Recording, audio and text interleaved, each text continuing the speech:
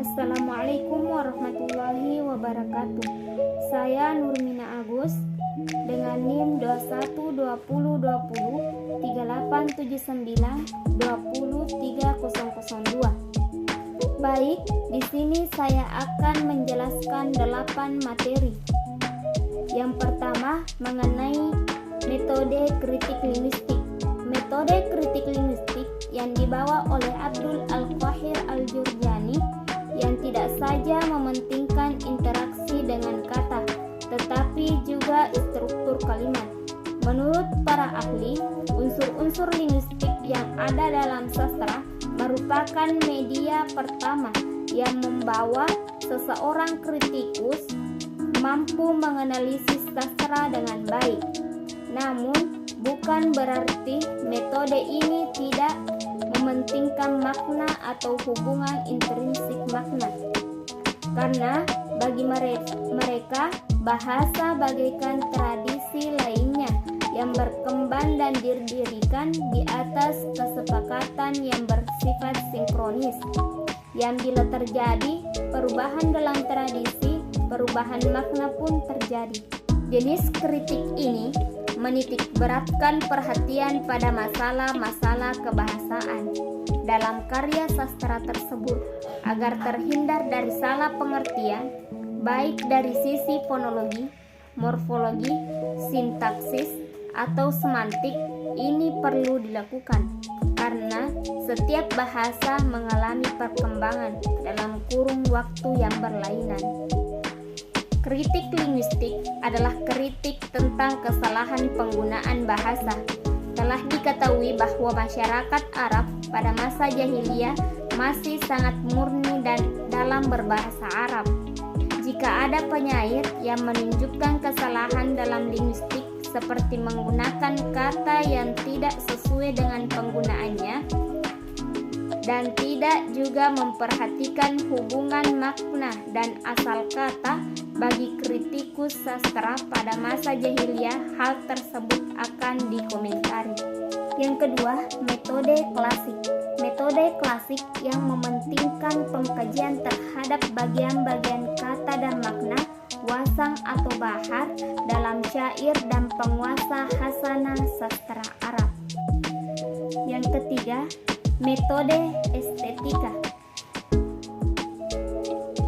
Pengertian estetika. Istilah estetika secara etimologis berasal dari bahasa Latin aestheticus dan dalam bahasa Yunani yang berarti rasa atau hal-hal yang bisa diserap oleh panca indera. Estetika juga dianggap sebagai cabang ilmu filsafat yang membahas tentang keindahan yang di dalamnya ada seni dan alam semesta. Dari etimologis kata tersebut, estetika adalah suatu hal yang mempelajari keindahan dari suatu bentuk objek atau daya impuls dan pengalaman estetik dari penciptaan dan pengamatannya. Teori estetika. Secara garis besar, teori estetika ada 3. Yang pertama, teori estetika formil. Teori estetika formil banyak berhubungan dengan seni-seni klasik dan pemikiran-pemikiran klasik pula. Teori estetika ini mengungkapkan bahwa keindahan pada luar bangunan berhubungan dengan persoalan bentuk dan warna. Teori ini kemudian menganggap bahwa keindahan adalah hasil formil dari suatu ketinggian, ukuran atau dimensi, lebar dan sebuah warna atau kombinasinya. Yang kedua, yaitu teori estetika ekspresionis. Teori estetika ekspresionis mengungkapkan bahwa keindahan tidak selalu terjelma dari sebuah bentuk, namun juga berasal dari maksud dan tujuan dari ekspresi objek tersebut. Teori ini menganggap bahwa keindahan karya seni tergantung dari apa yang diekspresikannya. Yang ketiga, yaitu teori estetika psikologis. Dalam teori estetika psikologis ada 3 aspek yang menjadi dasar utama seperti ini, yaitu keindahan dalam arsitektur adalah bentuk irama yang mudah dan sederhana. Yang kedua, keindahan adalah bentuk akibat dan emosi yang hanya bisa ditunjukkan dengan prosedur psikoanalitik. Yang ketiga, yaitu keindahan adalah bentuk akibat dari rasa kepuasan penikmat terhadap objek karya itu sendiri. Yang keempat, metode psikoanalisis. Metode psikologis. Metode ini lebih menekankan pada segi-segi psikologis yang terdapat dalam suatu karya sastra yang tersembunyi dari sastrawan dalam menjelaskan karya sastranya. Bagian-bagian metode psikoanalisis. Yang pertama, karya sastra merupakan produk dari jiwa dan pemikiran pengarang yang berbeda dalam setengah sadar. Setelah mendapatkan bentuk yang jelas secara sadar, maka terbentuklah penciptaan karya sastra.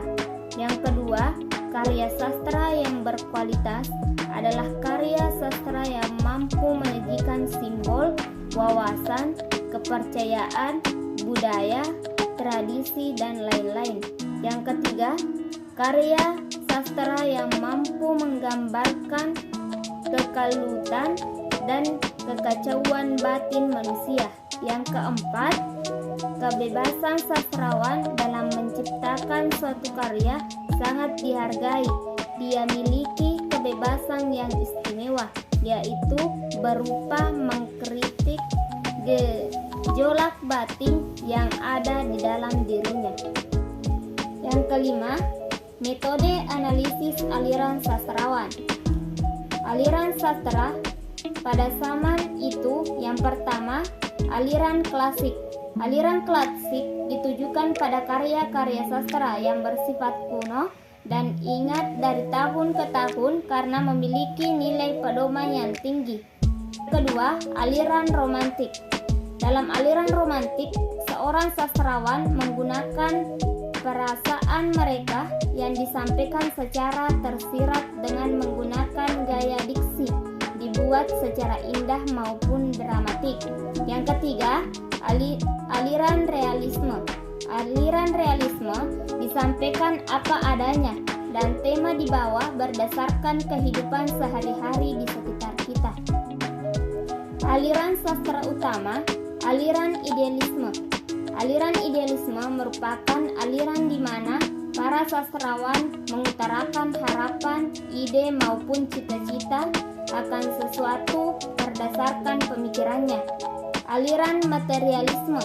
Aliran materialisme berlawanan dengan aliran idealisme karena aliran ini berdasarkan realita yang ada dan mengutarakan pendapat mereka sesuai situasi maupun kondisi pada saat itu. Aliran eksistensialisme.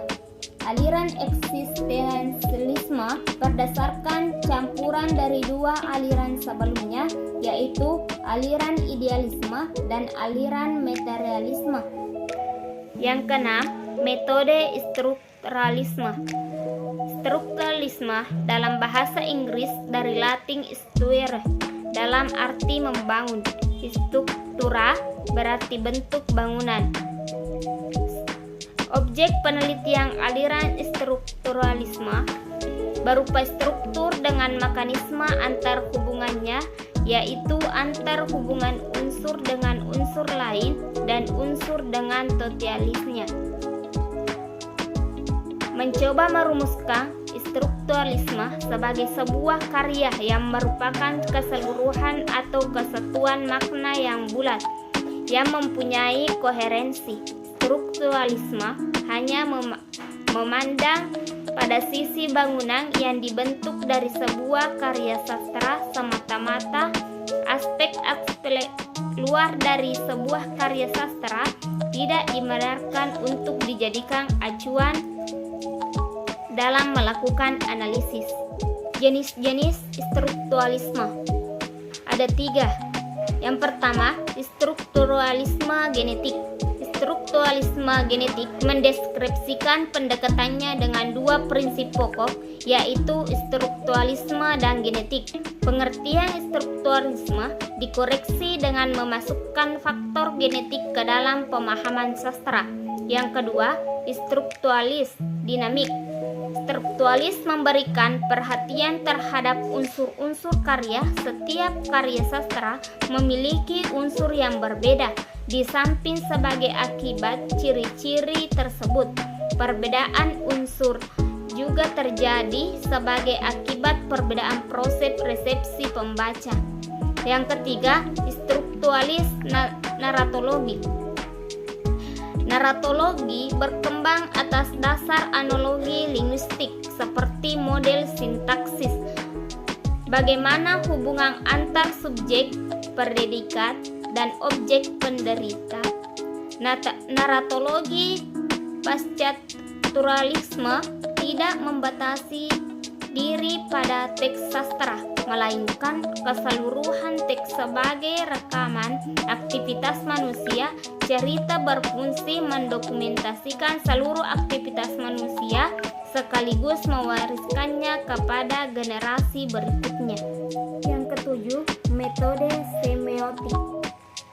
Teori kritik sastra semiotik adalah teori yang menekankan pada tanda. Istilah semiotik diperkenalkan oleh linguis Amerika. Semiotik merupakan istilah lain dari semiologi yang digunakan di negara-negara berbahasa Inggris, sedangkan semiologi digunakan oleh negara-negara berbahasa Prancis. Secara umum, semiologi dan semiotik adalah ilmu yang mempelajari tentang tanda-tanda, walaupun di antara keduanya memiliki perbedaan yang tipis. Kedua istilah tersebut dipahami sebagai sinonim saja. Metode semiotik dalam karya sastra.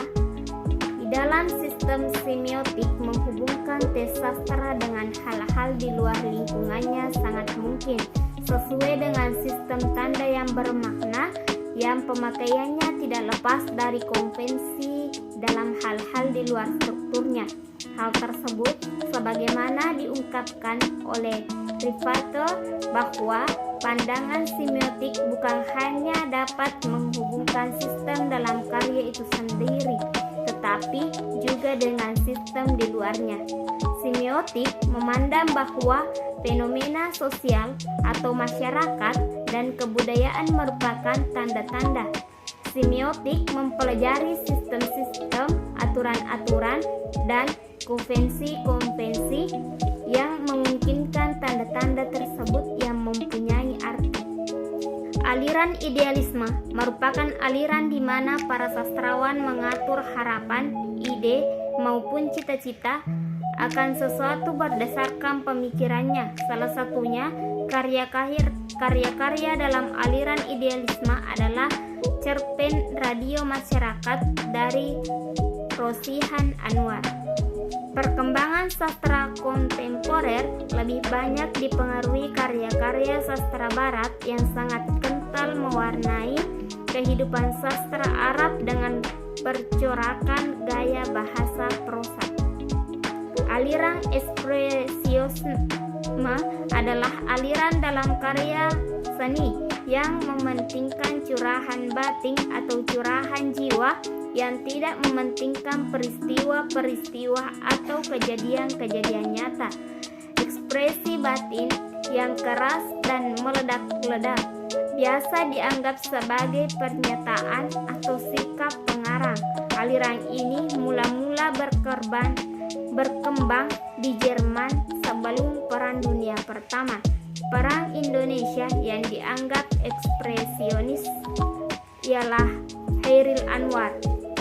Naturalisme adalah aliran karya sastra yang ingin menggambarkan realitas secara jujur, bahkan cenderung berlebihan, dan terkesan jorok, aliran ini berkembang dari realisme. Sekian 8 materi yang sempat saya jelaskan. Lebih dan kurangnya mohon dimaafkan. Wassalamualaikum warahmatullahi wabarakatuh.